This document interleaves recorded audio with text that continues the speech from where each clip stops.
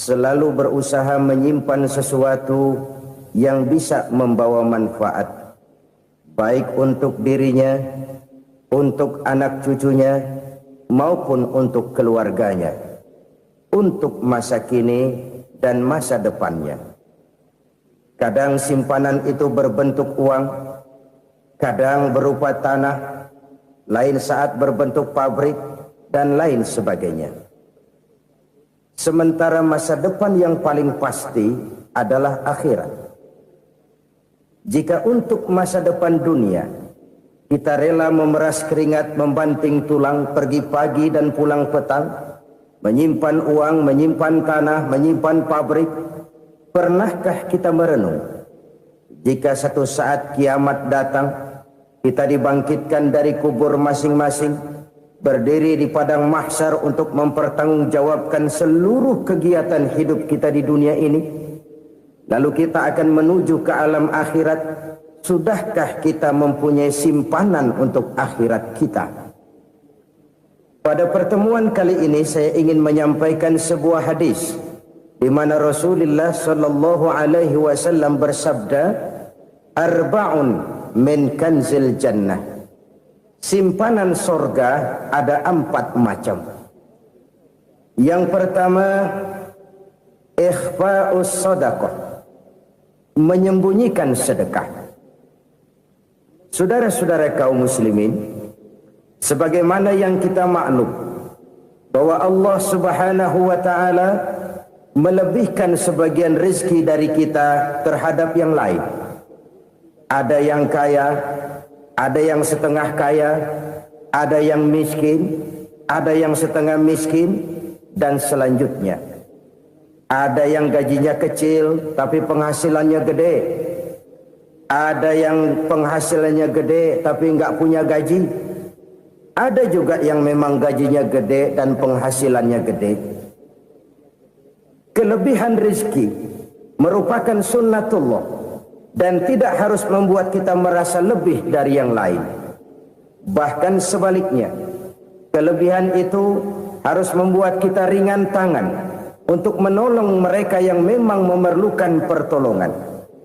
Kalau saudara diberikan ilmu, maka pertanyaan akhirat cuma satu: ilmumu kau amalkan untuk apa? Kalau saudara diberikan umur yang panjang, pengadilan akhirat juga bertanya satu: umurmu kau habiskan di mana? Tapi kalau saudara diberikan harta, pengadilan akhirat akan bertanya dua: hartamu kau dapat dari mana? Kau belanjakan kemana? Dari mananya ditanya, dan kemananya juga ditanya.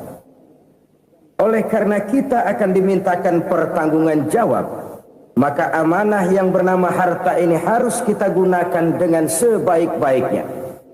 Ada penggunaan yang merupakan kewajiban, itu zakat namanya.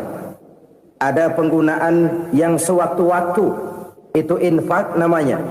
Ada yang lebih sewaktu-waktu lagi, dan itu sedekah namanya. Zakat dia terikat oleh haul dan nisab, oleh putaran batas waktu dan ukuran dari harta itu sendiri. Sedangkan infak terikat oleh situasi dan kondisi perekonomian seseorang. Sedangkan sedekah tidak terikat dengan apapun. Dalam kondisi seperti apapun kita bisa melakukan sedekah dengan yang terkecil sekalipun. Sampai-sampai Rasulullah sallallahu alaihi wasallam mengajarkan, la tahqiranna minal ma'rufi syai'an walau an talqa akhaka biwajhin talik.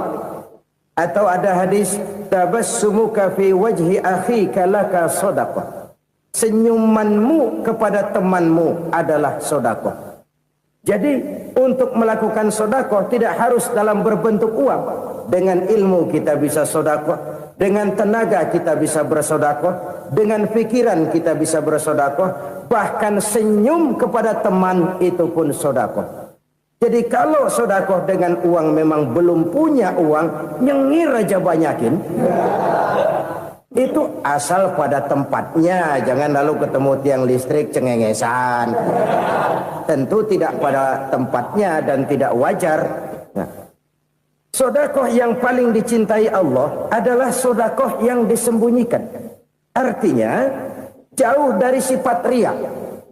Kan kadang-kadang ada orang sedekah itu disebutkan namanya, apa tidak bagus? Kalau memang niatnya ikhlas, ya bagus-bagus saja. Untuk memberikan sugesti kepada yang lain. Si Fulan bin Fulan nyumbang sekian, diumumkan. Boleh kalau niatnya untuk memberikan rangsangan kepada yang lain supaya dia menyumbang lebih besar dari orang tadi. Tapi kalau itu mendatangkan riya, maka sedekah yang paling dicintai Allah adalah sedekah yang disembunyikan. Tangan kiri saja tidak tahu apa yang diberikan oleh tangan kanan. Sedekah yang dilakukan dengan ikhlas akan merupakan perbendaharaan surga, tersembunyi dari pandangan orang lain, tidak seorang pun tahu. Karena memang sikap yang baik adalah melupakan kebaikan dan mengingat kesalahan. Itu salah satu ciri orang bahagia. Orang yang selalu mengingat kesalahannya dan berusaha melupakan segala kebaikannya. Kalau dia akan berada kebaikan, dia tidak bisa ikut, dia merasa rugi karena dia merasa belum pernah berbuat baik. Tapi kalau akan melakukan kesalahan baru, dia ingat kesalahan yang sudah-sudah, sehingga terhalang baginya untuk melakukan satu kesalahan baru. Demikianlah saudara-saudara, bahwa Allah melebihkan rizki sebagian kita dari yang lain, agar terjadi tolong-menolong dalam kehidupan ini. Jadi kesenjangan yang nature, kesenjangan yang alami, itu sunnatullah. Ada yang kaya, ada yang miskin, ada yang kelas menengah. Nah, kenapa lalu sekarang kita berusaha mengentaskan kemiskinan? Oleh karena adanya kesenjangan struktural. Kalau yang kaya bisa semakin kaya, kenapa yang miskin tidak bisa naik jadi ikut sedikit kaya? Sebab pada dasarnya Islam adalah agama yang sejak turunnya sudah berupaya memerangi kemiskinan. Bahkan dikatakan kemiskinan itu mendekatkan kepada kekufuran. Orang kalau miskin udah dekat banget sama kafir. Gampang menjadi kafir.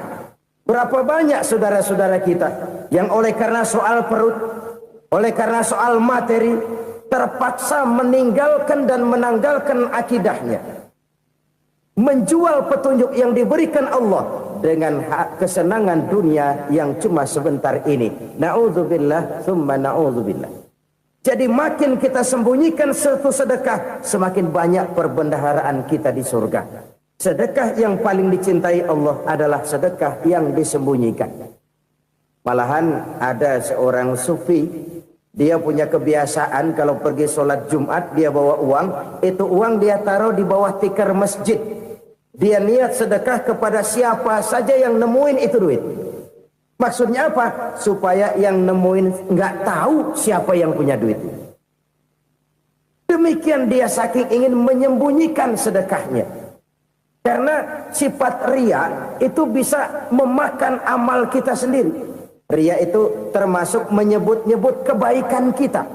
Orang yang suka nepuk dada, sedikit-sedikit ngitungnya kalau nggak gua. Tuh kalau nggak gua tuh yang belas itu kalau nggak gua. Iya kalau nggak lu kenapa emang? Orang yang suka menepuk jasad, tuh biasanya memang begitu saudara-saudara. Kalau perang lagi berkecamuk, orang nggak sempat ngaku jadi pahlawan. Tapi begitu perang selesai, yang kagak kenal bedil ngaku pahlawan, mas. Itu sesuatu yang biasa. Oleh karenanya, orang-orang yang ikhlas dalam bersedekah, disembunyikannya sedekah itu, Allah cinta betul. Malahan ada hadis memberikan jaminan, inna sedaqatal mar'il muslimi tazidu fil umri wa tadfa'u mitatas su'i.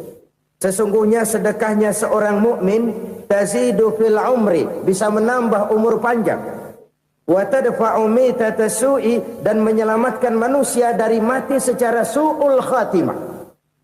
Jadi siapa yang kepengen panjang umur, banyaklah sedekah. Yang bosan hidup, pelit terus. Sedekah menambah panjang umur dan menyelamatkan manusia dari mati secara su'ul khatimah. Pak, katanya umur itu nggak bisa ditambah, nggak bisa dikurangin. Kapan? Kalau ajal sudah datang. Wa idza jaa ajaluhum la yastakhiruna sa'atan wa la yastaqdimun. Kalau ajal datang tidak bisa dimajukan, tidak bisa dimundurkan.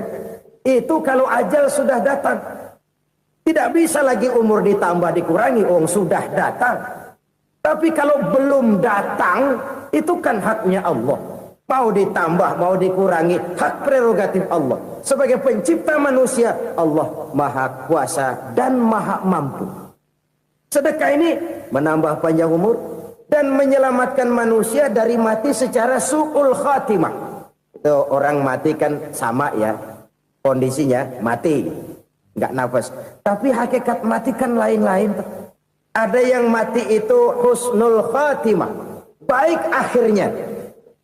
Misalnya lagi ngaji mati, lagi sholat mati, lagi sedekah mati. Ini yang dinamakan dengan husnul khatimah, baik di akhirnya. Sebaliknya ada yang su'ul khatimah, jelek di akhirnya. Ini yang jadi catatan akhir. Lagi nyekek botol, mampus. Lagi banting kartu, modar. Su'ul khatimah, jelek pada akhirnya. Sedekah menyelamatkan manusia dari mati secara su'ul khatimah. Dan kita semua kepengen mendapat husnul khatimah, jauh dari su'ul khatimah. Oleh sebab itu yang bisa menyelamatkan kita dari penyakit itu antara lain adalah sedekah yang disembunyikan, yang dikerjakan dengan ikhlas karena Allah, tidak karena kepengen dipuji orang, tidak karena ingin dikatakan orang pemurah. Sebab orang dermawan itu orang yang memberi tanpa harus diminta. Kalau masih harus diminta, ya belum dermawan namanya, masih harus diminta. Kalau nggak diminta ya tulus, lolos, polos. Saudara-saudara kaum muslimin rahimakumullah. Harta adalah amanat dan akan kita pertanggungjawabkan. Allah melebihkan rezeki sebagian kita dari yang lain agar kita saling tolong menolong, bantu membantu. Nabi janjikan siapa yang meringankan beban saudaranya muslim di dunia, Allah akan meringankan bebannya di akhirat nanti. Sebuah jaminan dari baginda Nabi. Si orang yang kita bantu barangkali tidak bisa membalas, Allah yang akan membalas lewat jalan lain yang tidak pernah kita sangka-sangka. Ada orang tanya, Pak, ini ada orang nyumbang masjid sambil marah-marah, bagaimana? Saya bilang sumbangannya aja ambil, marahnya jangan. Marahnya jangan diambil, itu urusan dia. Saudara-saudara kaum muslimin rahimakumullah. Umat Islam ini kan umat yang punya potensi besar. Kadang kita merenung, kenapa kadang-kadang pembangunan masjid kok lambat sekali? Kalau hotel hari ini peletakan pertama, bulan depan peresmian. Supermarket hari ini peletakan batu pertama, minggu depan peresmian. Tapi kalau sudah yang namanya masjid, kadang-kadang peletakan batu pertama sekaligus jadi batu terakhir. 3 tahun, 4 tahun, campur nebar jalak di jalanan, duit dijaring kayak ikan sepat. Apa tidak ada orang Islam yang kaya? Banyak. Apa tidak ada pengusaha muslim yang jadi konglomerat? Ada. Lalu yang belum banyak itu yang komit terhadap nilai-nilai agamanya. Akhirnya kita jatuh jadi umat yang lemah. Belum ada pengusaha konglomerat muslim buka pabrik supermi cap bedug misalnya umpamanya atau pabrik kecap cap sorban supaya identitas keislamannya sedikit kelihatan. Kita jatuh jadi umat yang lemah karena potensi tidak terinventarisir dengan baik. Kita ini ibarat kompor yang cuma matengin nasi orang lain. Potensi kita dimanfaatkan oleh orang lain. Ukhuwah Islamiyah kita baru terbatas kepada silaturahmi. Ukhuwah di bidang ekonomi kita lemah. Ukhuwah di bidang kebudayaan kita lemah. Apalagi ukhuwah di bidang politik kita lebih rapuh lagi. Padahal ukhuwah itu adalah totalitas kehidupan manusia. Menyangkut ipolek sosbud. Memerlukan nilai-nilai ukhuwah. Jadi oleh karena itu mari kita menyadari. Di dalam harta kita, walaupun kita yang cari, pergi pagi, pulang sore, peras keringat, banting tulang, di sana ada harta anak yatim. Di sana ada hak masjid. Di sana ada hak pesantren, di sana ada hak jihad. Berbahagialah seseorang apabila dia oleh Allah dijadikan keran. Keran itu menyimpan air, tapi tidak untuk dirinya, tapi disalurkannya kepada mereka yang memang memerlukannya. Saudara-saudara kaum muslimin rahimakumullah, ini yang pertama. Jadi perbendaharaan surga adalah menyembunyikan sedekah. Orang lain nggak tahu, kita pun nggak pernah ngitung-ngitung. Kita anggap lewat begitu saja, padahal itu deposit akhirat. Satu. Yang kedua, perbendaharaan surga itu apa? Wa kitmanul musibah, menyembunyikan kesulitan. Kadang orang takut menghadapi kesulitan, tapi makin kita merenung, hidup ini kan sebenarnya urusan. Takut sama urusan, ya jangan hidup. Tandanya orang hidup itu kalau punya urusan. Urusan melupakan problem. Problem sering menimbulkan kesulitan. Kesulitan bukan untuk ditakuti, tapi untuk diatasi dan dicarikan jalan keluarnya. Siapa sih orangnya yang gak pernah sulit-sulit? Makin tinggi status sosialnya, makin gede urusannya. Makin tinggi kualitas imannya, makin berat tingkat kesulitannya. Cuma memang yang namanya enak itu seperti pelangi. Biang lala itu nggak pernah di atas kepala kita, di atas kepala orang melulu. Lu sih enak lu, kata kita. Dia juga bilang yang enak kan lu. Pelangi itu nggak pernah di atas kepala kita. Kata tukang beca, aduh enak ya naik Mercy. Kata tukang beca, apa yang di dalam mobil Mercy? Aduh enak bener tukang beca, di jok ngeringkuk ngorok pulas bener. Saya kamar pakai AC, sejuk, tempat tidur sutra, empuk, alga, spring bed, gula kulik, nggak bisa pulas kalau belum minum Valium, belum tidur. Enak bener tukang beca, di jok ngorok nggak tahu wetan kulon. Si tukang beca bilang yang di Mercy enak, yang di Mercy bilang tukang beca enak. Inilah enak, nggak pernah di atas kepala kita, di atas kepala orang lain melulu enak itu. Nah, saudara-saudara, yang merupakan perbendaharaan surga itu orang yang bisa menyembunyikan kesulitan, baik pribadi ataupun rumah tangga. Nih terutama rumah tangga yang jadi soalnya. Kadang-kadang kita ini kalau senang, sebaliknya kalau senang kita diam, kalem aja, cuek. Banyak banget duit kita bawaan, diam aja udah. Malah ketemu orang takut. Tapi begitu susah, sekampung tahu. Padahal Nabi mengajarkan perbendaharaan surga itu menyembunyikan musibah, menyembunyikan kesulitan. Kalau enak, cerita sama orang-orang. Kalau nggak enak, rasain sendiri, tekan sendiri, atasin sendiri. Kita kan sebaliknya, senang kita diam, asal lagi susah, paling tidak kita nyari teman buat cerita kesusahan. Siapa orangnya yang nggak pernah susah? Cuma soalnya bagaimana kita mengatasi kesusahan itu sendiri. Begitu juga misalnya kalau orang sudah berumah tangga, itu orang tuanya harus menjadi tempat dia cerita yang enak-enak saja. Yang nggak enak rasain berdua, selesaikan berdua, atasin berdua. Jangan dibalik. Asal senang diam, giliran susah saja. Maknya laporan. Terbalik. Bisa menjaga security informasi. Maka nama bayam keluar diam, malah seluitan. Enak amat lo makan daging ayam. Security informasi. Saudara-saudara kaum muslimin rahimakumullah. Ujian yang terberat itu yang pernah diberikan kepada para nabi, para rasul, para aulia, para ulama. Makin tinggi keimanan, makin berat bentuk kesulitan. Ayo saya kemukakan satu contoh saja. Ada seorang nabi yang kaya, nabi kaya, namanya Nabi Ayub. Iblis kalau orang begini kan keki,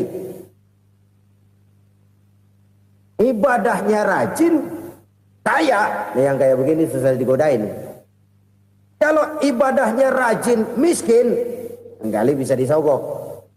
Sini imannya mantap, ibadahnya rajin, kaya, nabi lagi.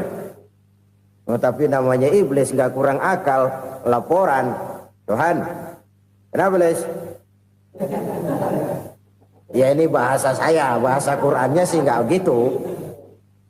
Itu hambamu yang namanya Ayub, dia rajin ibadah cuma karena dikasih kaya aja. Coba kasih miskin dia, berhenti dia sembahyang. Ah, kamu bisa aja. Saya tahu Ayub itu hambaku yang ikhlas. Saya buktiin Tuhan, silahkan. Dibuktiin lah, iblis turun ke alam ini. Yang mula-mula dia lakukan, dia rusak sawah ladang Nabi Ayub. Dia binasakan binatang ternak Nabi Ayub. Sehingga dalam waktu singkat, jatuhlah Nabi Ayub dari orang paling kaya jadi orang paling miskin. Beliau masih ibadah di mihrab dalam masjid. Datang iblis. Saudara Ayub, ya, lagi ngapain? Ibadah. Nyembah Allah, nyembah Allah. Oh, percuma. Kenapa? Tuhan yang ente sembah nih, dia udah bikin miskin ente. Sawah ladang ente hancur lebur, binatang ternak binasa. Sekarang ente jadi orang paling miskin. Ngapain nyembah Tuhan kayak begitu? Tekor. Udah berhenti dah ibadah, berhenti ibadah. Ini iblis sama Tuhan laporannya lain, yang dikerjakan kepada Nabi Ayub juga lain. Benar begitu iblis kata Nabi Ayub? Iya, sawah ladang saya habis, buras. Binatang ternak saya binasa, binasa. Saya miskin, bangpak. Apa jawab Nabi Ayub? Bukan innalillahi, ya, ini hebat. Alhamdulillahillazi a'tani wa akhza minni. Segala puji bagi Allah yang telah memberikan harta kepada saya dan sekarang mengambilnya lagi. Alhamdulillah. Allah yang ngasih, Allah yang ambil. Itu mah urusan Allah. Iblis cuman ibadah jalan terus, sujud lagi Nabi Ayub. Iblis seleher gondok banget. Dasar Nabi nggak mempan dia apa-apain. Miskin malah alhamdulillah. Allah yang ngasih, Allah yang ngambil. Jadi kalau kita tidak komit, kita tidak terikat kepada kaya, miskin, senang, susah, apa yang bisa bikin kita susah? Jadikan kekayaan, kemiskinan, jadikan senang, susah sebagai anak buah yang bisa kita atur. Jangan kekayaan ngatur kita, jangan kemiskinan ngatur kita. Kita yang harus mengatur mereka. Senang, susah, kaya, miskin, bahagia, sengsara, jadikan itu anak buah yang bisa kita atur. Kalau sekarang kita kaya, lain saat boleh jadi kita miskin, semiskin-miskinnya. Allah yang ngasih, Allah yang ngambil. Tenaga mana yang bisa menghalangi? Ibadah jalan terus. Iblis makin gondok. Dasar Nabi loh. Akhirnya apa? Nabi Ayub dikerjain, diberikan penyakit. Demikian fatal penyakitnya. Bayangin, udah miskin sakit. Masya Allah. Miskin sakit. Sakitnya nggak lama, kira-kira 16 tahun.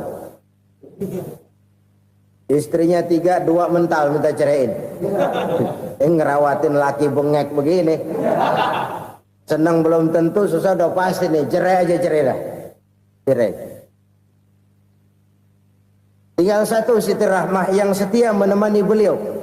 Sesetia-setianya hati perempuan.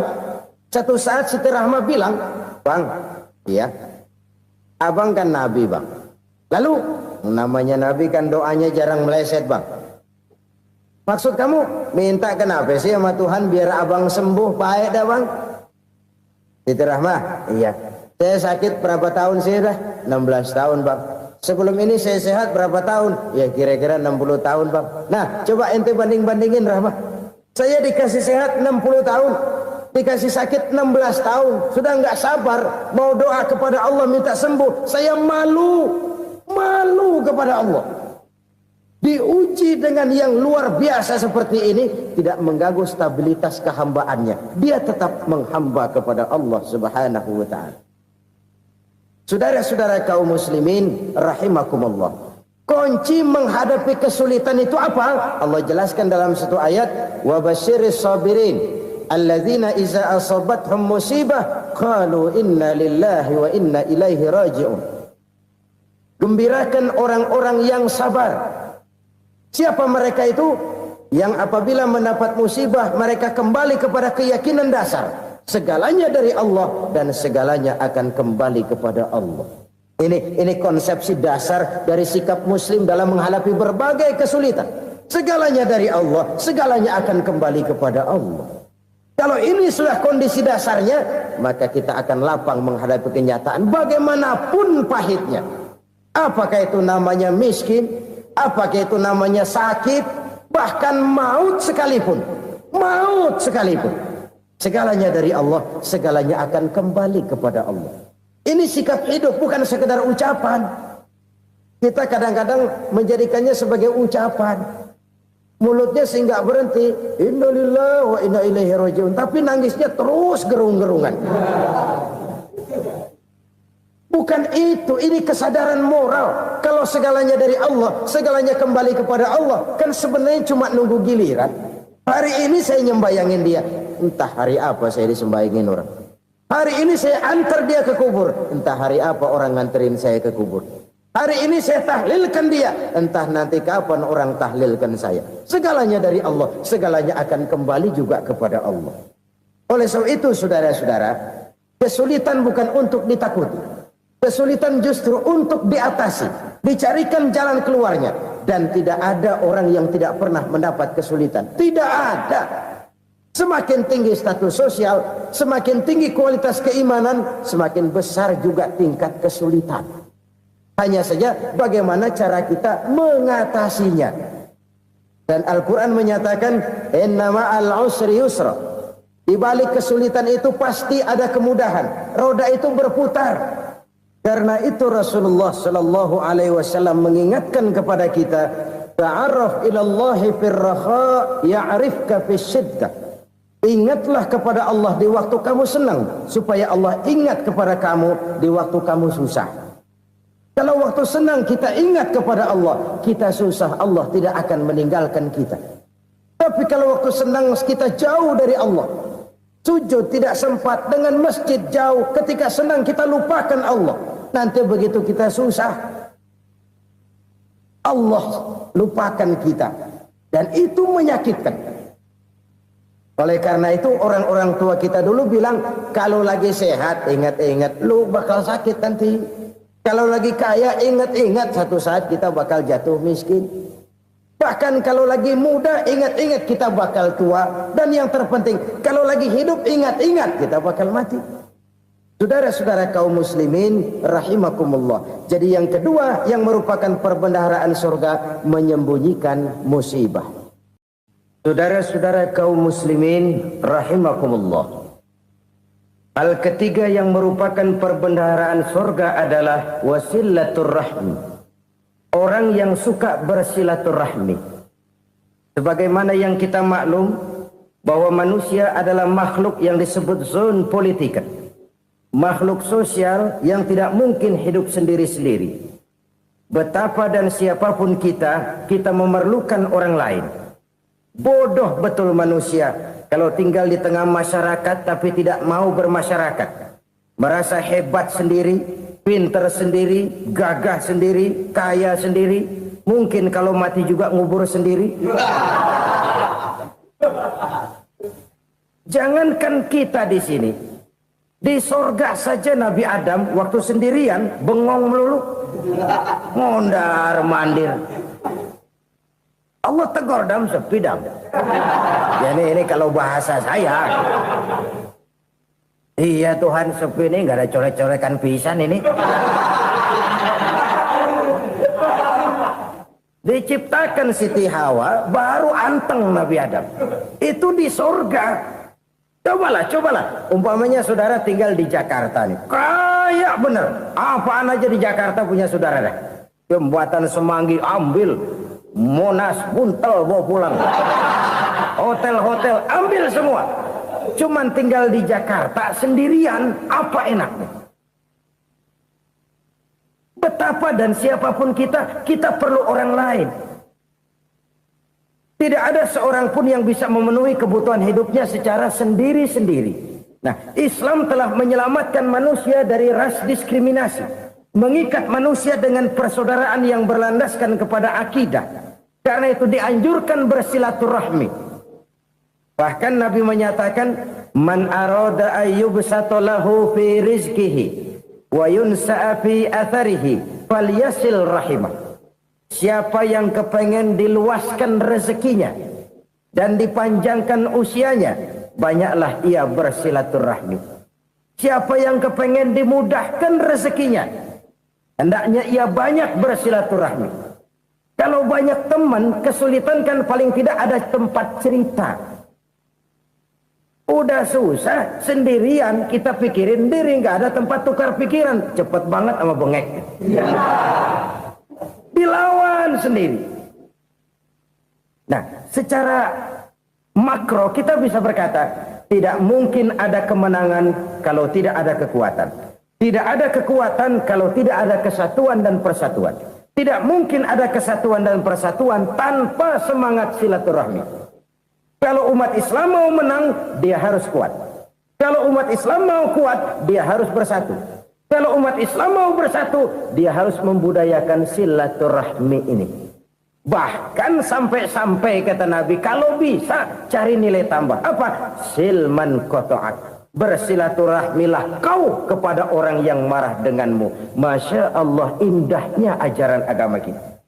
Orang yang marah pun kepada kita, kata Nabi, kalau bisa bersilaturahmilah kepadanya, kepada orang yang marah itu. Di situ nilai tambah. Cuman jujur nih hadis, ngucapinnya gampang, ngamalinnya yang berat banget. Orang marah sama kita, kita disuruh silaturahmi, ada apa malu? Lu marah, ada gue marahan lagi. Tunggu pikirin.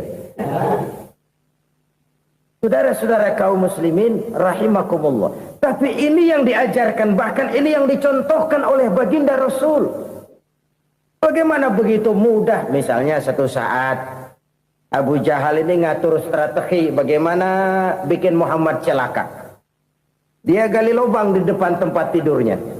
Dia tutupin daun korma. Terus dia panggil seseorang, ke sini. Kasih tahu Muhammad, pamannya sakit keras, minta ditengokin. Berangkat orang ini ke sana. Muhammad, labbaik. Pamanmu sakit keras, dia minta ditengokin. Baik, saya akan datang menjenguk beliau.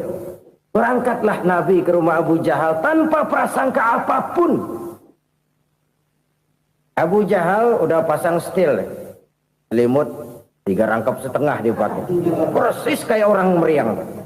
Tapi sembari ngintip dari balik selimut, begitu Muhammad buka pintu, nah masuk perangkap nih. Muhammad jalan menuju tempat pembaringan. Makin lama makin dekat, makin lama makin dekat. Makin dekat ke lubang yang dipasang oleh Abu Jahal itu. Dalam hati Abu Jahal, terus dah jatuh, mampus dah lo ini. Mampus lo hari ini nih. Apa yang terjadi? Malaikat Jibril datang. Muhammad, pamanmu cuma pura-pura sakit. Di depan tempat tidurnya ada lubang perangkap supaya kamu jatuh ke situ. Sudah, kamu pulang. Balik kanan Nabi. Sudah hampir jatuh ke lubang, balik kanan, pulang. Bayangin kecewanya Abu Jahal. Muhammad dikit lagi, Muhammad dikit lagi. Enggak, paman, saya pulang aja. Emosi bangun dari tempat tidur, enggak sadar kalau lagi pura-pura sakit. Lompat ngejar Nabi, dia lupa dengan lubang yang dia gali. Serak, nyemplung sendiri ke dalam lubang.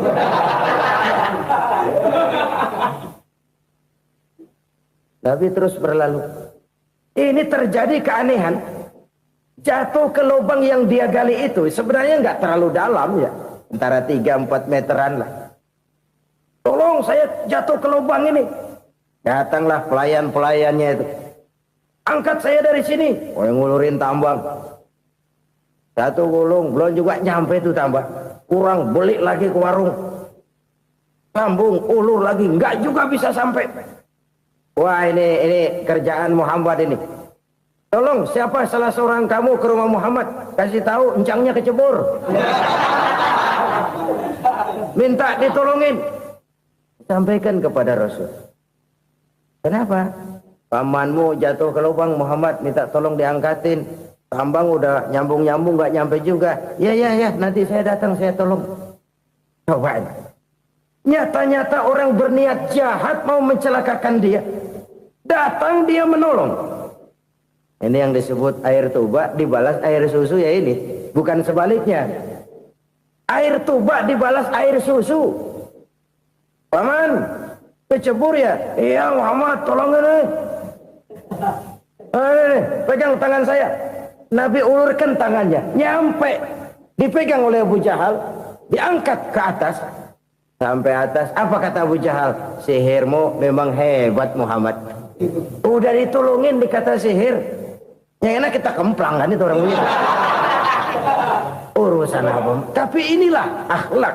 Kalau bisa kamu bersilaturahmilah dengan orang yang marah kepadamu sekalipun. Orang marah kita tetap baik. So, kalau kita berbuat baik sama orang yang memang baik, rasanya sih biasa-biasa aja. Orang baik kita baik lagi, ya draw aja, belum ada nilai tambah di situ.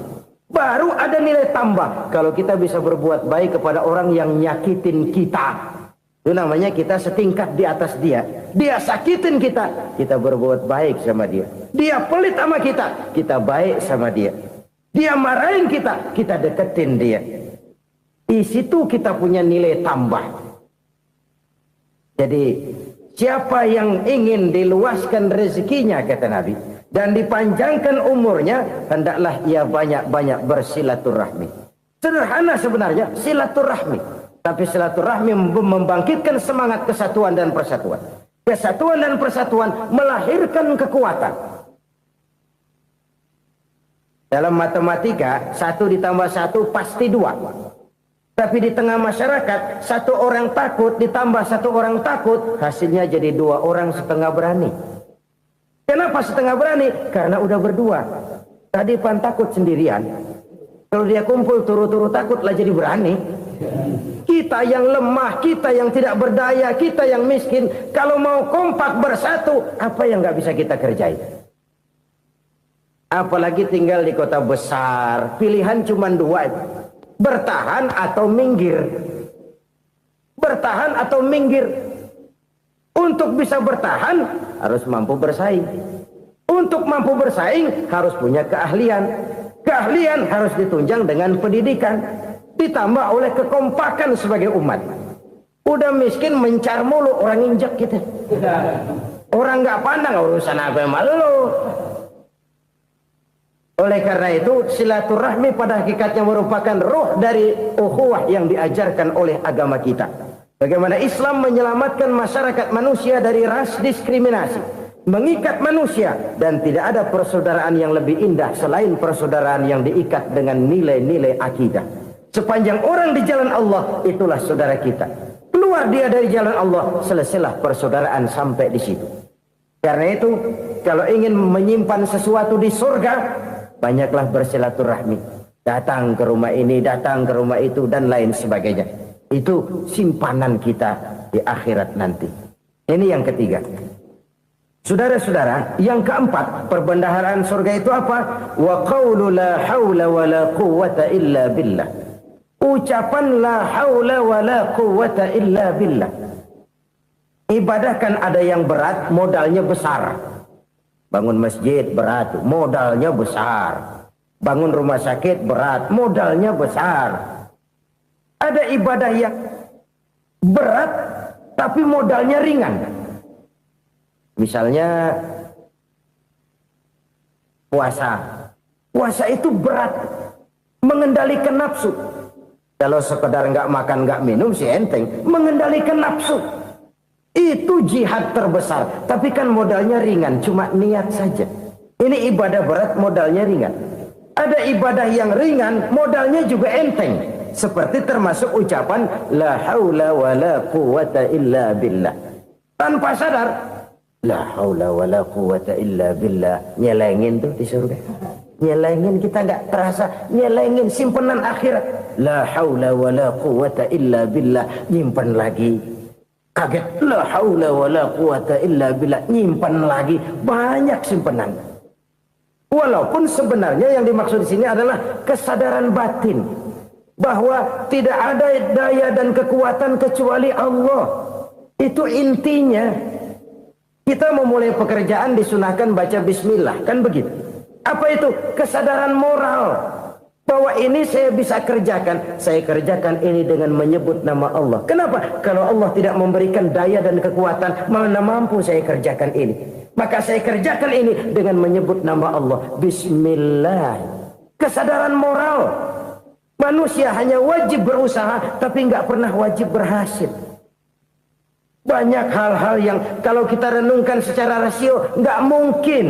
Tapi jadi kenyataan. La haula wa la quwata illa billah. Tidak ada daya dan kekuatan kecuali bagi Allah semata-mata. Kesadaran moral akan kelemahan dan keterbatasan makhluk bernama manusia.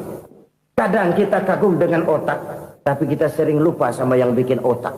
Padahal bagaimanapun hebatnya otak, yang bikin otak pasti lebih hebat dari otak. Nggak percaya? Silahkan otak-otakan. Inilah kecenderungan.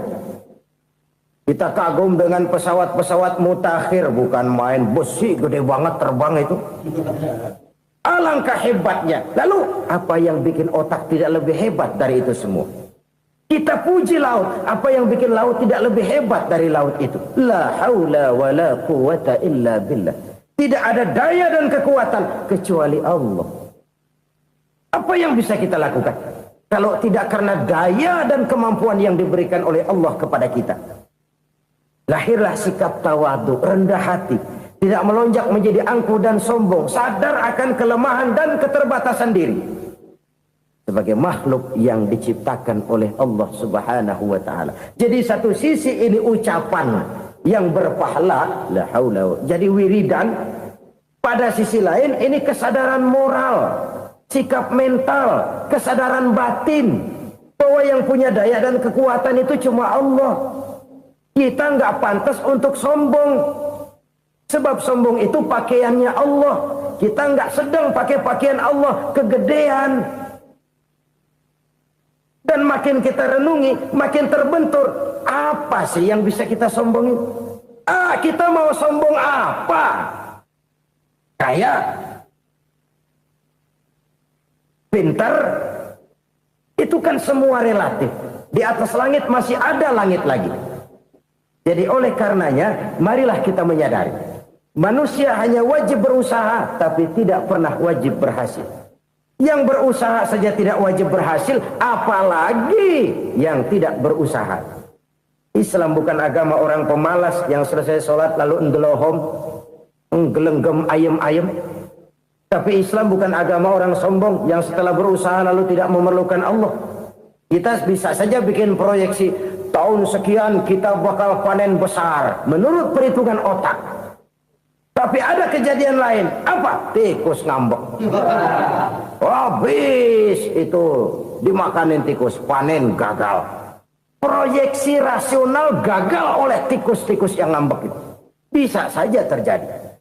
Tahun depan kita panen besar, urung. Kenapa? Musim panas panjang.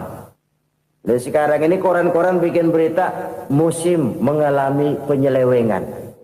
Bukan cuma manusia yang nyeleweng sekarang. Musim pakai nyeleweng. Mestinya kan musim hujan udah selesai, masih hujan-hujan juga. Musim. Nah sekarang kita boleh bikin proyeksi, kita bakal panen besar. Tahu-tahu musim panas panjang, sawah retak, air kering. Cari teknokrat yang paling botak, suruh pendekin tuh musim panas. La haula wa la quwata illa billah. Inilah kesadaran moral. Saudara, saya teringat satu saat ada seorang konglomerat. Umurnya ya kira-kira 70-an. Suatu saat dia ditanya oleh wartawan, "Pak, umur Bapak berapa sih?" "Ya paling 10 tahun." 10 tahun? 10 tahun? Anak Bapak berapa orang? Satu saja? Satu. Harta Bapak berapa? Ya paling-paling bangsa 7 juta kali. 7 juta? Iya. Pak, kenapa Bapak bohongi saya? Bapak punya buku biografi. Koran-koran, majalah-majalah banyak memuat cerita riwayat hidup Bapak. Saya tahu umur Bapak 70. Kenapa bilang cuma 7 tahun? Saya tahu anak Bapak 8. Kenapa cuma bilang 1? Saya tahu harta bapak miliaran, mungkin triliunan, pabrik di mana-mana, bank di mana-mana. Kenapa bilang uang bapak cuma 7 juta? Nah, kata si konglomerat tadi, kamu benar nak, kamu benar. Umur saya kalau jumlahnya memang 70 nak. Cuman ingat-ingat saya, baru 7 tahun terakhir ini saya sujud. Baru 7 tahun terakhir ini saya berusaha dekat dengan Allah. Saya laksanakan perintahnya, saya jauhi larangannya. 7 tahun inilah rasanya yang ada nilainya di hadapan Allah. Yang 63 tahun matong, kelabu, kelem umur gue. Habis untuk maksiat, untuk munkarat. Maka ketika ditanya tadi, umur saya 7 tahun itu. Oh begitu Pak. Oh iya. Lalu anak Pak. Anak bapak kan 8. Kenapa bilang cuma 1? Nah, kalau jumlah hitungannya memang anak saya 8. Tapi dari 8 orang ini rasanya cuma 1 nih. Yang bakal jadi buah hati, belahan jantung. Pelanjut cerita, penerus sejarah. Bakal jadi anak soleh yang akan mendoakan saya. Cuma 1 rasanya anak saya ini yang bakal jadi buah hati saya. Besar-besaran saya. Yang akan mendoakan di kubur saya. Yang akan mendoakan di akhirat saya. Yang 7 orang mana, Masya Allah, yang atu tenggeng, yang atu nyekek botol mulu, yang atu nggak karu-karuan. Makanya saya bilang 1 anak saya yang akan bisa mendoakan saya. Oh begitu Pak. Iya. Nah harta Pak, harta bapak kan triliunan, pabrik bapak di mana-mana, uang bapak hampir di tiap bank-bank besar. Kenapa bilang cuma 7 juta? Betul kau nak. Harta saya kalau jumlahnya memang miliaran, triliunan mungkin. Tapi yang saya ingat baru 7 juta tuh yang saya belanjakan di jalan Allah. Saya nyumbang masjid, saya santuni yatim piatu, saya bantu pembangunan pesantren, saya bantu pembangunan rumah sakit Islam. Itu yang akan saya bawa pulang ke akhirat, yang 7 juta itu. Yang triliunan itu nanti akan diperebutkan oleh anak-anak saya sebagai waris saya. Jadi harta saya 7 juta itu yang bakal nemenin saya di akhirat. Yang akan saya bawa pulang jadi teman saya. Saudara-saudara kaum muslimin, jangan-jangan orang tua itu adalah kita-kita ini. Jangan-jangan kita-kita ini adalah orang tua itu. Jangan-jangan itu potret dari diri kita masing-masing. Dari sekian umur yang diberikan Allah, berapa tahun yang ada nilainya di hadapan Allah? Dari sekian anak-anak yang merupakan amanah, berapa yang akan mendoakan kita sebagai orang tuanya menjadi anak soleh? Dari sekian banyak harta yang diberikan Allah, berapa yang akan kita bawa pulang menghadapnya nanti, yang kita belanjakan di jalan Allah? Ini sebuah potret kehidupan. Karena itu kita kembali kepada la haula wa la quwata illa billah. Kita wajib berusaha, kita wajib berikhtiar. Selebihnya, segala daya dan kekuatan hanya milik Allah saja semata-mata. Satu kesadaran batin dari setiap pribadi muslim.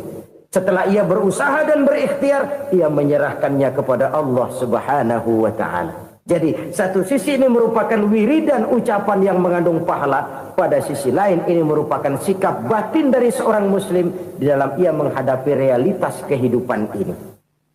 Saudara-saudara kaum muslimin rahimakumullah. Kalau ini kita jadikan satu basis kehidupan, maka ini akan menyelamatkan manusia dari kemungkinan tergelincir menjadi orang yang lupa diri dan lupa darat. Sebab itu Imamul Ghazali berpesan, jaddidis safinah fa innal bahra amiq wa khuziz zad fa inna safara ba'id wa khaffifil hamla fa innal hamla sadid. Perbarui selalu kapalmu karena lautan sangat dalam. Bawa bekal yang banyak karena perjalanan ini sangat jauh. Ringankan beban karena kebanyakan beban akan menyakitkan. Alangkah indah kalimat ini, alangkah dalam makna yang terkandung di sana. Perbarui selalu kapalmu karena lautan sangat dalam. Apa artinya ini? Jaga mentalmu baik-baik. Pelihara imanmu baik-baik karena hidup penuh cobaan seperti lautan. Kita kalau berlayar di lautan kan kadang-kadang tenang, angin bertiup sepoi-sepoi basah. Jika malam datang bintang gemintang bertabur menghias cakrawala. Rembulan memantulkan sinarnya dengan indah. Dalam keadaan begitu berlayar enak. Tapi lain saat ombak menggunung, halilintar menyambar, angin topan bertiup. Berapa banyak sudah saudara-saudara kita yang tenggelam di lautan dunia tanpa sadar bahwa dia belum sampai kepada pantai yang akan dituju. Berapa banyak sudah saudara-saudara kita yang tenggelam di lautan dunia ini tanpa sempat bangkit lagi. Dia menyangka sudah sampai kepada tujuannya. Hati-hati kapal jangan sampai bocor karena lautan sangat dalam. Iman ini jaga baik-baik karena hidup penuh dengan ujian. Wa khuzizat fa inna safara ba'id. Bawa bekal yang banyak karena perjalanan sangat jauh. Saudara mau ke Bandung, bawa duit. Saudara mau ke Surabaya, banyakan lagi duitnya. Saudara mau ke Mekah, gepokan, iketan tuh duit nggak lembaran lagi.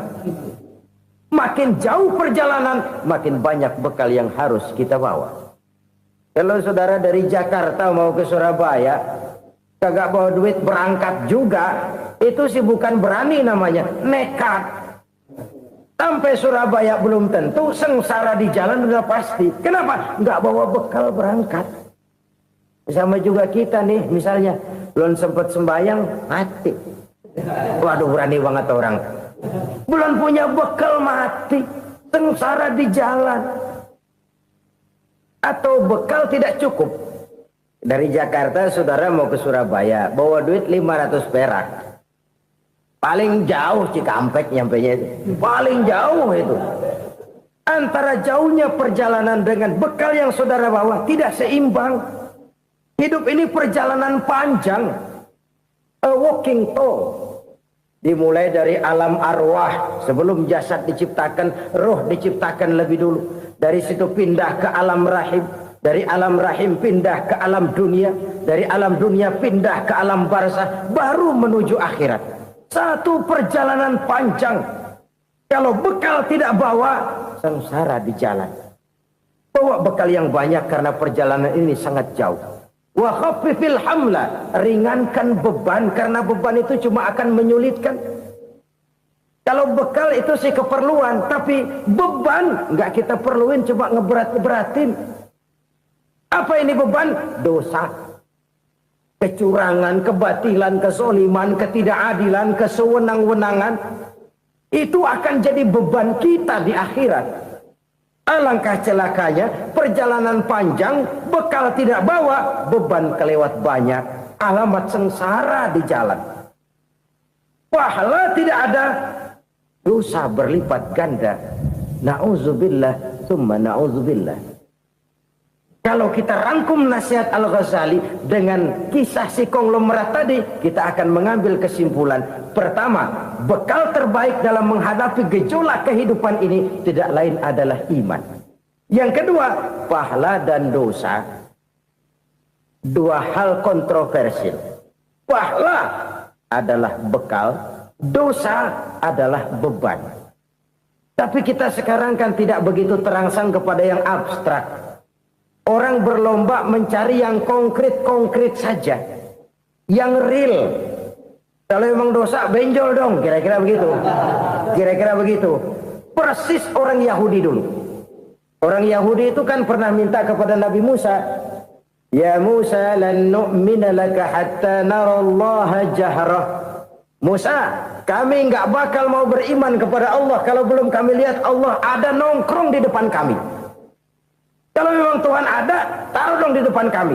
Mau yang konkret-konkret saja. Kalau memang dosa, benjol dong. Kalau memang pahala, berasa dong. Orang terangsang kepada yang real, yang konkret-konkret saja. Karena itu, untuk mengejar dosa, orang mau bayar. Tapi untuk mengejar pahala, walaupun tidak bayar, orang segan. Ini yang dikatakan oleh Nabi, kamu mengharapkan ke surga, tapi kamu berat melaksanakan sesuatu yang bisa membawa kamu ke surga.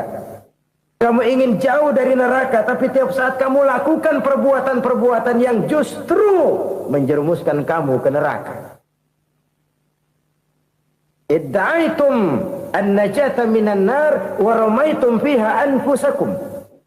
Kamu ingin selamat dari neraka, tapi kamu lemparkan diri kamu ke neraka. Kamu ingin masuk surga, tapi berat sekali kamu melakukan perbuatan-perbuatan yang bisa menyampaikan kamu di surga. Saudara-saudara kaum muslimin rahimakumullah. Jadi hal keempat yang merupakan perbendaharaan surga adalah la haula wa la quwwata illa billah. Satu sisi ini merupakan ucapan yang memperberat timbangan akhirat. Pada sisi lain ini merupakan sikap hidup seorang muslim.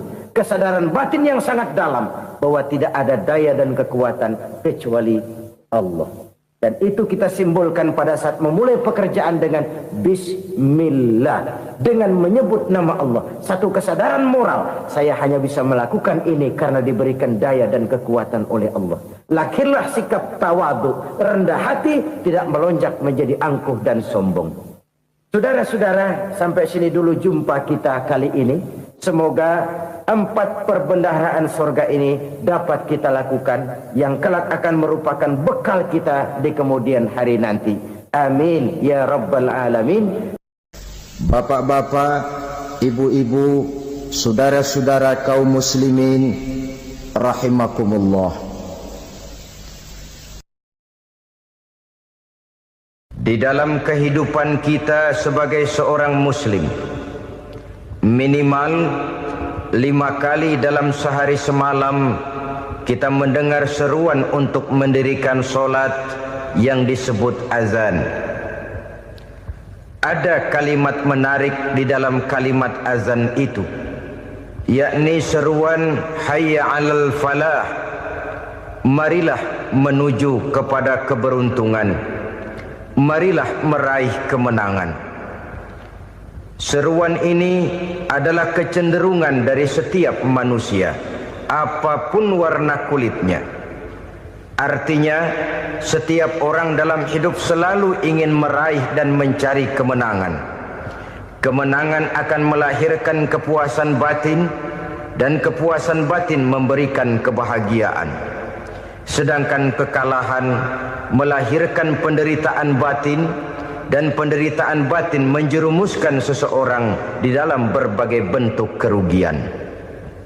Jikalau inilah seruan azan, maka masalahnya ialah apa yang menyebabkan kita meraih kemenangan. Al-Quranul Karim memberikan tuntunan dan ajaran kepada kita bahwa orang-orang yang memperoleh kemenangan itu tidak lain adalah orang-orang yang bertakwa. Hanyalah mereka yang bertakwa kepada Allah Subhanahu wa ta'ala pada akhirnya akan tampil sebagai pemenang. Lalu siapa orang yang bertakwa itu? Dijelaskan dalam awal-awal Al-Baqarah, orang yang bertakwa yang akan meraih kemenangan. Pertama, allazina yu'minuna bil ghaib, yaitu orang-orang yang beriman kepada yang gaib. Percaya bahwa ada alam yang gaib, alam yang abstrak, alam yang tidak bisa dijangkau oleh salah satu daripada panca indera kita. Mereka percaya dan beriman kepada adanya malaikat, beriman kepada adanya iblis dan jin, beriman kepada adanya alam kubur, beriman kepada adanya alam mahsyar, beriman kepada adanya alam akhirat, beriman kepada adanya surga dan neraka. Beriman bukan cuma sekedar beriman dalam ucapan bibir saja, tetapi beriman yang nilai iman itu mampu mewarnai gerak dan gaya hidupnya. Iman yang meresap sampai ke tulang sumsum, kemudian memberikan dampak positif di dalam kehidupan manusia. Alam, kita tahu, adalah sesuatu yang selain Allah, dan Allah bukanlah alam. Apapun namanya selain daripada Allah, itu adalah alam. Alam pada hakikatnya terbagi menjadi 2. Ada alam syahadah, alam nyata, alam konkret, alam yang bisa dijangkau oleh salah satu indera kita. Kemudian ada alam ghaib, alam yang tidak bisa dijangkau oleh panca indera kita, alam metafisika, alam abstrak, alam yang wajib kita imani keberadaannya. Kita percaya bahwa malaikat itu ada, Kita percaya kepada jin, bahwa jin itu ada. Kita percaya kepada adanya iblis dan setan. Bukan percaya kepada iblis dan setannya, percaya bahwa iblis dan setan itu ada. Itu termasuk salah satu daripada sifat orang yang bertakwa kepada Allah. Saudara-saudara kaum muslimin rahimakumullah, kecenderungan pembangunan yang lebih bersifat materialistis biasanya menggeser aspek kehidupan rohani. Orang berpikir empiri, dan dalam pola pikir yang demikian maka alam gaib tidak lagi mendapat perhatian. Aspek kehidupan yang bersifat rohaniah malah mulai ditinggalkan. Akibatnya terjadilah kepincangan di dalam kehidupan kita. Pernah ada satu pengalaman pribadi dalam perjalanan kembali ke tanah air.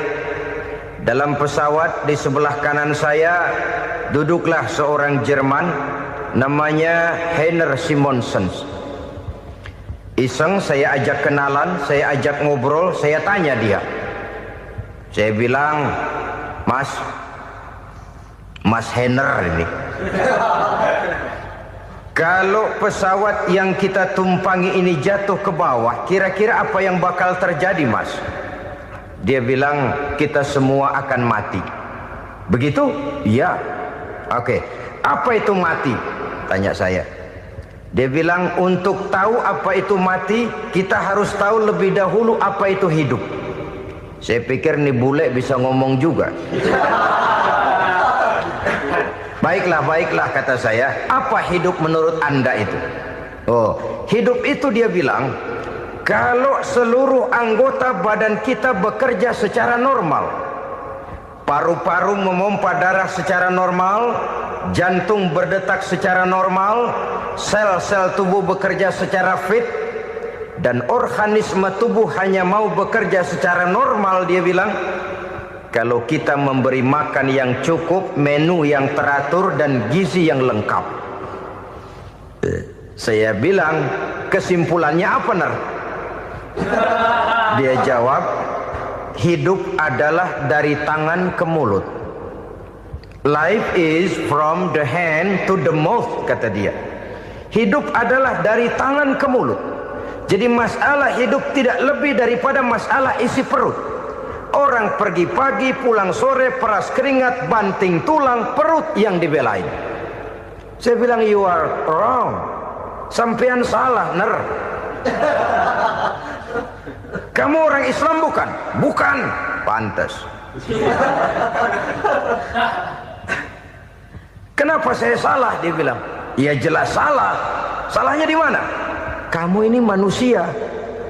Kalau hidup cuma dari tangan ke mulut, saya bilang, kambing di kampung saya juga begitu pikirannya, Ner. Itu kambing di kampung saya, asal perutnya kenyang, sudah hidup dia.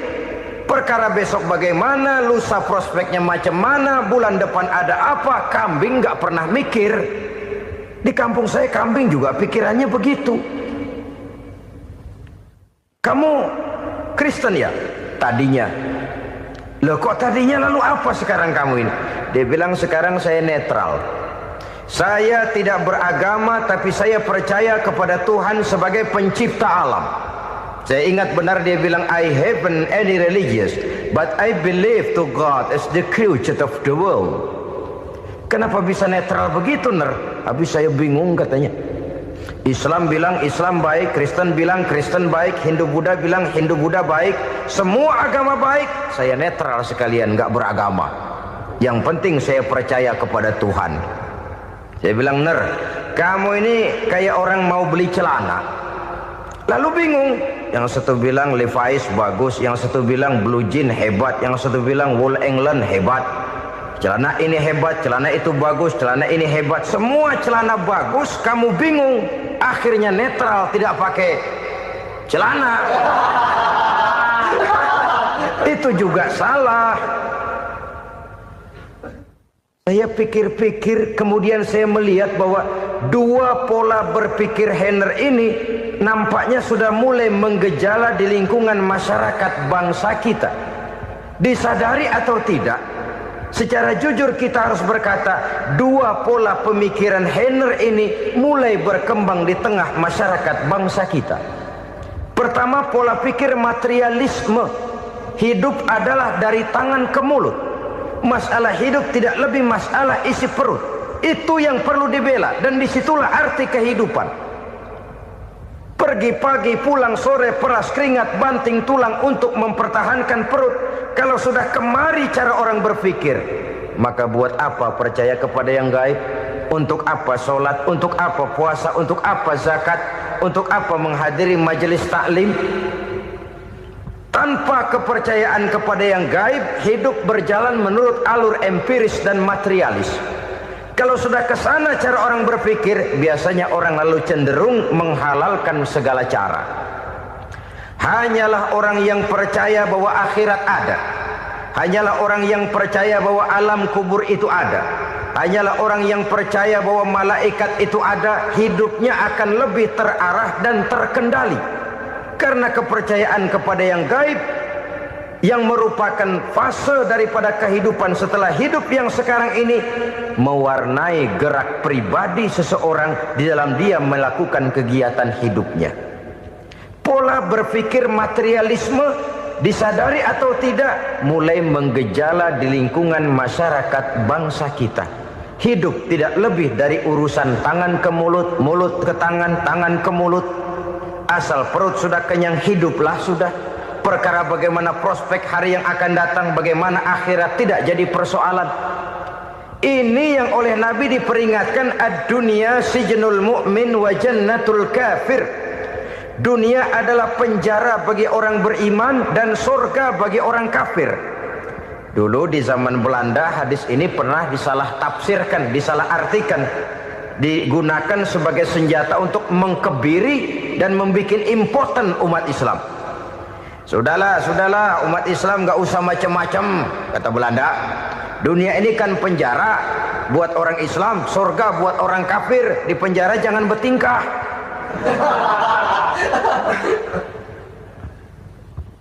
Pengertiannya tidak begitu.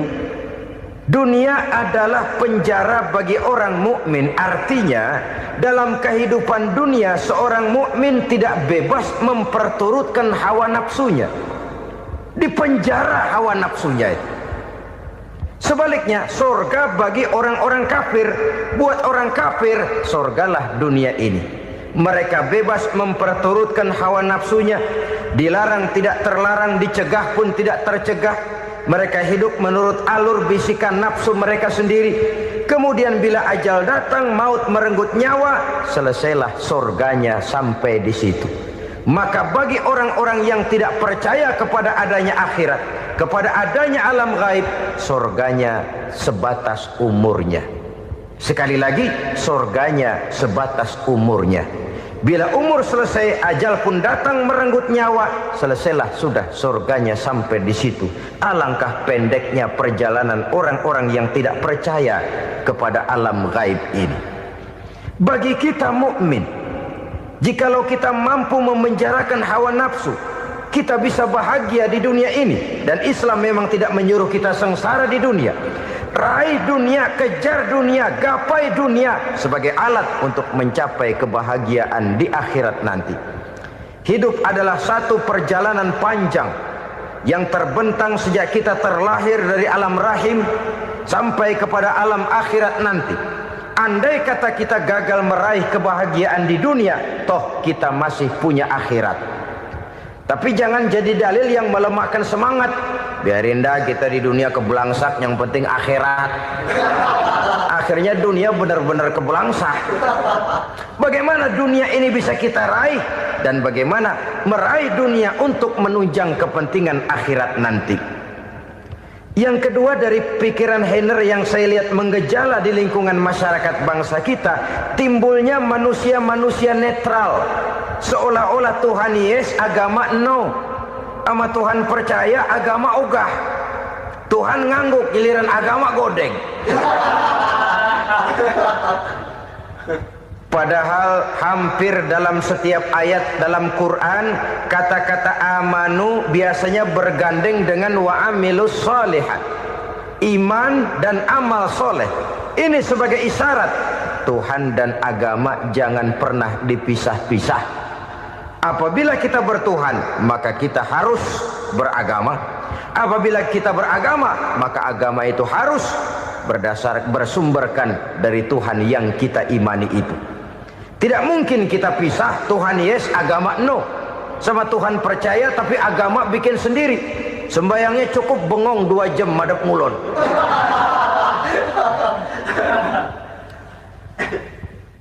Saudara-saudara kaum muslimin rahimakumullah. Jadi dengan demikian, agama yang kita akui merupakan unsur mutlak di dalam pembangunan sekarang ini, merupakan bagian dari kehidupan yang menuntun kita bahwa di balik alam nyata ini, di balik alam syahadah ini ada alam gaib. Dan mudabbir, murabbi, yang mengatur, yang menguasai, yang memelihara baik dia alam nyata, baik dia alam gaib, tidak lain adalah Allah Subhanahu wa ta'ala. Di sana ada satu super power, satu maha kekuatan yang kita perlu bersandar kepadanya. Sebagai makhluk nyata yang hidup di alam nyata, berbuatlah secara nyata sebagaimana harusnya kita berbuat. Karena Islam jelas bukan agamanya orang pemalas. Islam jelas bukan agamanya orang yang mengajarkan setelah selesai sholat boleh duduk, nggelenggem ayam-ayam, ndelohom, menghitung bintang di langit sambil menunggu keajaiban. Tidak. Islam adalah agama yang mengajarkan apabila sholat sudah selesai kamu kerjakan, bertebaranlah di permukaan bumi, cari karunia Tuhanmu. Jangan hidup berpangku tangan menunggu keajaiban. Karena hidup bukan undian. Jangan berharap untung besar tanpa mau peras keringat. Tapi di sebalik itu toh kita juga harus yakin bahwa di sisi usaha nyata yang kita lakukan ada satu super power, satu maha kekuatan gaib yang menentukan berhasil dan tidaknya usaha kita. Kepercayaan kepada hal semacam inilah yang mendorong kita untuk mempunyai sandaran vertikal, agar jikalau usaha ini berhasil, kita tidak lupa diri dan lupa daratan. Jikalau usaha ini gagal, kita tidak putus asa dan buruk sangka, tidak cupik pandangan dan sempit hati, tapi mampu melihat persoalan dengan kacamata putih sambil husnuzon kepada Allah Subhanahu wa ta'ala. Kita percaya malaikat itu ada. Ada yang namanya raqib dan atid, mengawasi gerak hidup kita sampai kepada gerak hati kita. Ini memberikan sugesti agar kita berhati-hati. Tidak sejengkal tanah pun kita bisa berlindung dari pengawasan raqib dan atid. Ada munkar nakir yang akan menyoal kita di alam kubur. Ada malaikat Malik, penjaga neraka. Ada malaikat Ridwan yang menjaga surga. Kita percaya kepada adanya jin, kita percaya kepada adanya setan, iblis. Percaya kepada adanya, bukan mempercayai si setan, si iblis lalu menjadikannya sebagai teman. Tidak. Percaya bahwa mereka itu ada dan merupakan makhluk Allah yang gaib yang diciptakan Allah Azza wa Jalla. Kepercayaan kepada alam gaib memberikan motivasi terhadap gerak lahir manusia, sehingga dengan motivasi kepercayaan kepada yang gaib, gerak lahir jadi lebih terarah, jadi lebih terpelihara. Pernah seseorang bertanya, "Pak, apakah adanya akhirat bisa dibuktikan secara ilmiah?" Saya bilang tidak bisa, tidak bisa. Kenapa? Karena yang berangkat nggak pernah pulang kemari lagi. Kalau dia pulang kemari bisa kita tanya bagaimana enak di sono. Cuma secara moral saya katakan, lebih beruntung orang yang percaya kepada akhirat daripada yang tidak. Sekarang saudara percaya akhirat ada, lalu saudara baik-baik di dunia, sholat, puasa, zakat, menolong orang lain, menebarkan kebajikan. Saudara mati, andai kata akhirat tidak ada, toh dalam hidup saudara sudah berbuat baik. Paling tidak nama saudara akan dikenang sebagai orang baik. Sebaliknya, saudara percaya, kata saya, bahwa akhirat tidak ada, lalu hidup semau-maunya, tenggelam dalam maksiat dan munkarat, menentang Allah, tidak mau ruku dan sujud. Lalu saudara mati, kemudian akhirat ada, ayo mau apa? Bekal tidak punya. Jadi secara moral lebih beruntung orang yang percaya kepada adanya akhirat daripada yang tidak percaya. Dan itu alam gaib yang tidak bisa dibuktikan secara eksat. Jangankan untuk membuktikan seperti itu, dalam kehidupan sehari-hari saja yang kita rasakan tidak selalu berbentuk toh. Angin, bagaimana sih bentuknya angin? Kita tidak tahu. Merah, buktinya kalau dikerok merah. Yang merah itu kulit, yang kulit kita bukan anginnya. Sakit, rasa sakit itu ada, tapi bagaimana bentuk sakit kita nggak pernah tahu. Kalau kita makan cabai pedas, bagaimana bentuk pedas itu tidak ada, tapi rasa ada. Bentuk pedas hijau, cabenya bukan pedasnya. Tidak semua yang kita rasakan bisa kita gambarkan dalam bentuk yang konkret.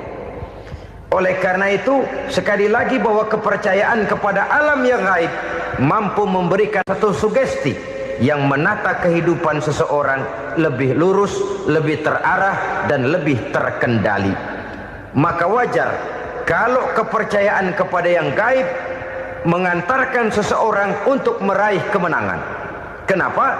Dia percaya kepada yang gaib, bahwa akhirat ada, bahwa alam kubur ada, bahwa pertanggungan jawab itu ada. Maka dia lalu tidak hidup saenae udele dewe, itu loh. Tidak hidup menurut seleranya sendiri, terarah, teratur. Ini cirinya yang pertama. Orang bertakwa yang akan meraih kemenangan, mereka beriman, mereka percaya kepada yang gaib. Bahkan hal-hal konkret saja selalu berangkat dari yang gaib. Saudara-saudara, para remaja, para pemuda sekarang ini tidak pernah tahu toh siapa yang akan jadi teman hidup saudara. Kita bisa saja ngerancang, mentargetkan, tapi toh akhirnya yang namanya jodoh bukan kekuasaan kita. Rezeki di luar kemampuan kita. Begitu juga ajal. Maut, jodoh, ajal adalah contoh-contoh konkret bahwa pada akhirnya yang gaiblah yang menentukan.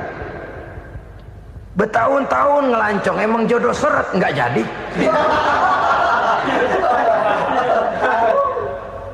Begitu kenal baru setengah malam nginep ditangkap hansip kan. Hal-hal semacam itu kadang-kadang kita berpikir suuzon, gile, perempuannya cakep banget, lakinya rebek amat. Memang begitulah jodohnya. Memang begitulah jodohnya. Saudara hadirin ma'asyiral muslimin yang saya hormati, jadi hal-hal yang konkret saja kita yakini sepenuhnya ditentukan oleh satu superpower yang gaib itu tadi. Dari sanalah segala ketentuan itu berangkat dan kesanalah segalanya akan kembali. Maka kepercayaan kepada yang gaib meluruskan gerak hidup seseorang dan itu akan mengantarkan dia kepada meraih kemenangan. Satu. Yang kedua, wa yuqimuna shalah. Orang bertakwa yang akan meraih kemenangan itu adalah orang-orang yang mendirikan sholat. Kenapa sholat mengantarkan orang untuk meraih kemenangan? Yang jelas, inna sholata tanha anil fahsya'i wal munkar. Sholat mampu mencegah manusia dari perbuatan keji dan munkar. Banyak filsafat hidup yang terkandung di dalam sholat ini. Sejak kita wudhu sampai kita menghadap ke arah kiblat, sampai kita melakukan gerak-gerak sholat, bacaan-bacaan yang ada di dalam sholat, lalu sampai kepada mengucapkan salam. Banyak filsafat hidup yang terkandung di dalam sholat. Umpamanya saja, setelah takbiratul ihram mulai kita dengan sholat dalam posisi berdiri, diajarkan dalam kitab-kitab fikih agar kita melihat ke arah tempat sujud. Ini kan filsafat kehidupan. Kalau kamu sholat dalam posisi berdiri, lihat tempat sujud. Jangan sholat mata jelalatan, sebab nanti bisa mengurangi kekhusyuan. Jadi wajar kalau yang dikatakan bahwa yang paling afdol adalah shaf yang di depan. Kenapa? Secara harfiah pengertiannya akan lebih mengundang kekhusyuan. Kenapa? Kalau kita di shaf paling depan di masjid umpamanya paling banter kita lihat tembok. Tapi kalau kita shaf di tengah atau di belakang, orang-orang di depan kita pun akan kelihatan. Yang bajunya loreng, yang bajunya genggang, yang bajunya macam-macam. Kita lihat, kadang-kadang kita pikirin, ada yang bajunya bolong. Kita sholat tapi dalam hati, nih orang bajunya robek yang nggak tahu apa. Ada saja hal-hal yang mengusik kekhusyuan kita. Oleh sebab itu diajarkan dalam posisi berdiri, lihat, arahkan pandangan matamu kepada tempat sujud. Ini kan filsafat kehidupan. Maksudnya apa? Kalau lagi diri lihat dong tempat sujud. Kalau udah di atas ingat dong sama yang bawah. Kalau sudah tinggi ingat dong dari mana kamu berangkat. Kalau sudah berkuasa bantu dong yang lemah. Kalau sudah kaya santuni dong yang miskin. Kalau sudah alim bimbing dong yang awam. Ini filsafat kehidupan. Dalam posisi berdiri kau lihat tempat sujud. Ini akan melahirkan kepekaan sosial di mana seseorang mau tahu kepada orang lainnya. Bagaimanapun kaya kita, tinggi pangkat dan jabatan kita, jikalau hidup hanya untuk kepentingan perut sendiri saja, rasanya belum membawa manfaat di dalam kehidupan kita. Tapi efek yang tertinggi sesungguhnya, sholat mencegah manusia dari perbuatan keji dan munkar. Perbuatan keji dan munkar walaupun kelihatannya mendatangkan uang, membawa keuntungan, tapi itu keuntungan semu, keuntungan sementara. Dengan menipu orang lain kita bisa dapat untung, tapi tidak membawa berkah. Dan itu adalah kerugian besar dalam kehidupan kita. Maka untuk meraih kemenangan harus dimulai dengan membentuk kepribadian yang tegar, memiliki sandaran vertikal yang langsung kepada Allah Subhanahu wa ta'ala. Dan itu hanya bisa kita tempuh melalui jalur ibadah formal yang sudah ditentukan Allah, yakni sholat yang 5 waktu. Untuk memperkuat itu ada sholat-sholat sunnah, rawatib, nawafil sebagai terminal-terminal kontrol cadangan untuk memelihara stabilitas temperatur batin di dalam kita berhubungan dengan zat yang maha gaib, yaitu Allah Subhanahu wa ta'ala. Orang sering bertanya, Pak, itu tetangga saya nggak sholat, duitnya nggak habis-habis, Pak. Nggak sholat tapi mobilnya tambah terus. Nggak sholat tapi usahanya makin maju. Tapi di sisi lain ada orang yang rajin sholat, rezekinya butak bener. Anaknya mana kurus, mana korengan. Saudara hadirin ma'asyiral muslimin rahimakumullah, harus saya katakan bahwa sholat memang bukan untuk cari duit. Sholat adalah sandaran vertikal kita kepada Allah. Sedangkan soal rezeki itu berkaitan dengan sifat Allah maha pengasih dan maha penyayang. Allah maha pengasih, siapapun dikasih kalau mau usaha. Allah maha penyayang, tidak semua orang disayang oleh Allah Azza wa Jalla. Dan belum tentu banyak harta itu merupakan nikmat. Mungkin juga istidraj. Artinya istidraj itu dikasih tapi diambulin, kalau bahasa Betawinya itu. Dikasih tapi diambulin, itu bukan merupakan nikmat sesungguhnya, lebih merupakan azab dari Allah Subhanahu wa ta'ala.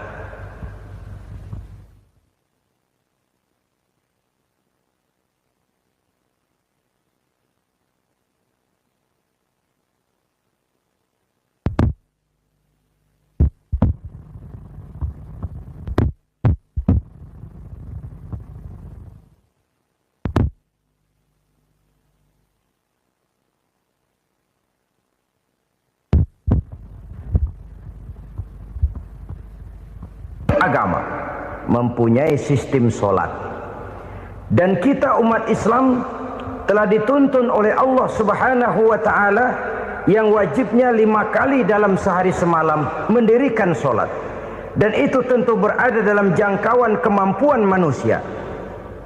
Pada awalnya barangkali kita memang merasa sholat itu satu kewajiban, tapi semakin kita hayati makna, manfaat dan filsafat yang terkandung di dalam ajaran sholat, semakin sampai kita kepada keyakinan bahwa sholat adalah keperluan kita.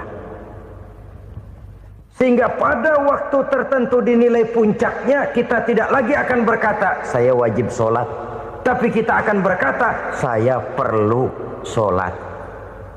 Kalau kita sudah merasakan itu adalah keperluan kita, nah di sanalah kita baru akan merasakan ruginya kalau hal itu tidak kita laksanakan.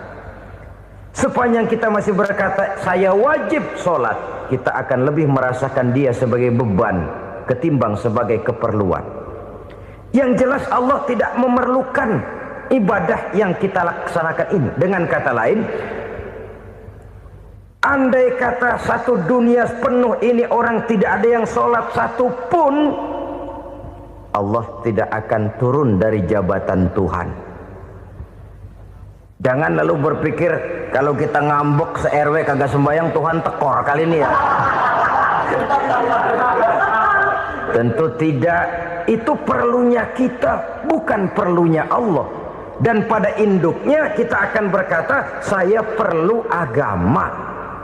Kalau secara induk kita sudah memerlukan agama, maka konsep-konsep yang ada di dalam ajaran agama itu pun adalah juga merupakan keperluan kita. Baik dia bernama sholat, baik dia bernama puasa, baik dia bernama zakat, baik dia bernama haji, seluruhnya adalah keperluan kita. Dan sesuatu yang kita perlukan apabila tidak kita laksanakan akan melahirkan kerugian di dalam kehidupan. Jangan heran kalau kita membaca riwayat perjalanan hidup para salafus soleh, orang-orang soleh. Ada yang tahajud sampai 100 rakaat, ada yang sholat malam kakinya sampai bengkak. Kita sekalinya bengkak biri-biri. Ada yang sholat membaca surah dalam Al-Quran sampai khotam Quran. Kok mau? Mereka sudah merasakan itu keperluan. Itu saja soalnya. Satu saat pun jikalau kita merasa bahwa itu keperluan saya, kita pun akan melaksanakan seperti itu. Keperluan saya dalam kehidupan. Inilah yang kedua. Yang ketiga, orang bertakwa yang akan meraih kemenangan itu, wa mimma razaqnahum yunfikun. Mereka membelanjakan sebagian daripada rezeki yang diberikan Allah kepada mereka. Mereka infakkan di jalan Allah. Ada satu dialog menarik. Satu hari seorang anak muda bertemu dengan seorang kakek-kakek yang sudah dikenalnya baik. Bertanyalah anak muda ini, "Kek, umur kakek berapa tahun?" 15 tahun, kata si kakek. "Anak kakek berapa orang?" 1. "Harta kakek berapa banyak?" 15 juta. Si anak muda ini bengong, lalu protes, "Kok kakek bohongin saya?" "Kenapa?" "Saya tahu umur kakek 70 tahun. Kenapa ngaku 15? Saya tahu anak kakek 5. Kenapa bilang 1? Saya tahu kakek miliuner, miliaran uang kakek. Kenapa ngaku cuma 15 juta? Begini, kata si kakek tadi. Benar, umur saya 70 tahun. Tapi dari umur yang 70 tahun itu baru 15 tahun terakhir ini saya merasakan ibadah kepada Allah. Meninggalkan maksiat, jauh dari segala macam munkarat. Maka yang 15 tahun inilah yang benar-benar saya rasakan sebagai umur saya. Benar anak saya 5, tapi yang 4 susah diatur. Cuman 1 rasanya nih yang bakal jadi si buah hati belahan jantung berlanjut cerita penerus sejarah. Cuma 1 ini yang saya harapkan, yang akan jadi anak soleh, yang akan membuat saya menerima pensiunan pahala. Kalau yang 4 apek dah, nggak ada harapan. Nah, tuh nyekek botol melulu. Oh begitu. Iya. Lalu kenapa kakek bilang harta kakek cuma 15 juta padahal saya tahu kakek uangnya miliaran, depositonya banyak? Ya karena 15 juta itulah yang saya ingat yang pernah saya belanjakan di jalan Allah. Saya merasa itulah harta saya yang sebenarnya. Yang miliaran yang saya simpan di bank kelak kalau satu saat saya mati akan jadi rebutan di antara anak-anak saya. Iya kalau anak saya soleh kayak yang satu ini. Kalau yang 4 tadi udah tulen dia bakal berantem dah berebut tuh. Jadi 15 juta yang saya belanjakan di jalan Allah inilah yang saya merasakan benar-benar harta saya yang sesungguhnya. Dialog ini patut menjadi bahan renungan kita bersama. Diberikan kita umur 40, 50, 60, 70, 80. Berapa tahun dari umur yang diberikan itu yang jalan mulus, yang kita gunakan untuk melaksanakan ibadah? Banyak harta kita simpan di bank, di lemari, di dompet, di tas. Tapi berapa yang sudah kita depositokan di jalan Allah yang akan menemani kita di hari kita kembali nanti? Maka orang bertakwa yang akan meraih kemenangan, wa mimma razaqnahum yunfikun, mereka membelanjakan sebagian dari rezeki yang diberikan Allah di jalan Allah Subhanahu wa ta'ala. Ma'asyiral muslimin rahimakumullah. Zahirnya memang kita memberikan kepada orang lain, tapi hakikatnya kita menyimpan untuk diri kita sendiri. Kita memberikan kepada yatim piatu 25.000. Zahirnya kita memberikan si yatim, hakikatnya kan kita cuma nyimpan. Saya berikan titip kepadamu, ini untuk saya di akhirat. Kau boleh belikan baju, kau boleh belikan untukmu makan, kau boleh bayarkan sekolahmu. Ini untuk saya. Hakikatnya kita nyumbang masjid 1 juta, zahirnya kita berikan kepada panitia masjid, tapi hakikatnya kan cuma titip 1 juta ya untuk saya di alam kubur nanti. Silakan kau boleh belikan semen, ini uang, belikan besi, belikan pasir. Saya cuma sekedar titip untuk kepentingan saya. Hakikatnya kita cuma sekedar menitip. Sebagaimanapun pada hakikatnya, apapun yang kita miliki dalam kehidupan kan cuma sekedar hak guna pakai, bukan hak milik mutlak. Harta kita, rumah kita, kendaraan kita, kebun kita, pabrik kita, hak guna pakai saja. Hak milik mutlak cuma untuk Allah Subhanahu wa ta'ala. Saudara-saudara kaum muslimin rahimakumullah. Ini yang ketiga. Kemudian yang keempat, orang-orang bertakwa yang akan meraih kemenangan, allazina yu'minuna bima unzila ilaika. Mereka yang beriman, mereka yang percaya kepada apa yang telah diturunkan kepadamu Muhammad, ay Al-Quran, yakni Al-Quranul Karim. Setelah percaya kepada yang gaib, mendirikan solat, kemudian menginfakkan sebagian dari rezeki yang diberikan Allah, mereka juga lalu percaya kepada yang diturunkan terhadap Nabi, yaitu tidak lain Al-Quranul Karim.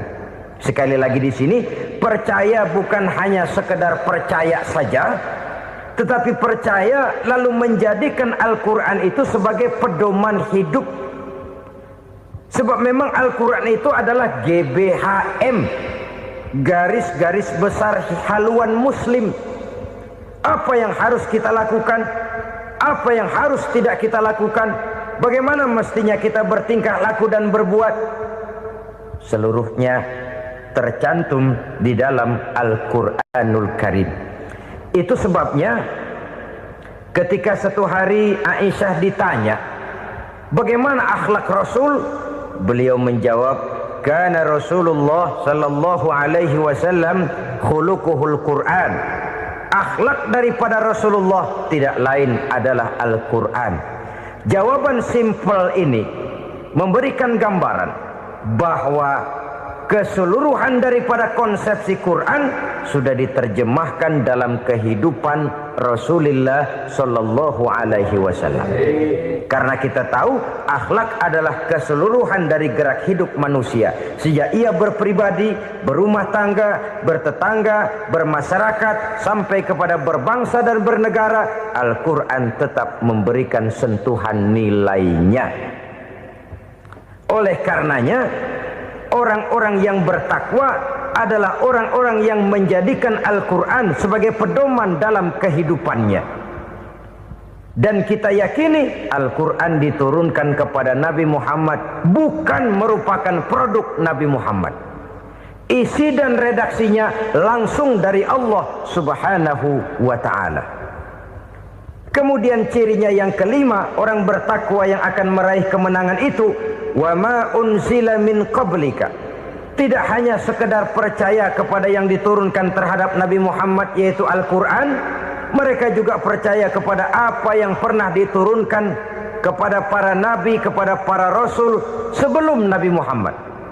Percaya kepada adanya suhuf, percaya kepada adanya Taurat, percaya kepada adanya Injil, percaya bahwa Allah dahulunya sudah menurunkan Taurat kepada Musa, percaya bahwa Allah sudah menurunkan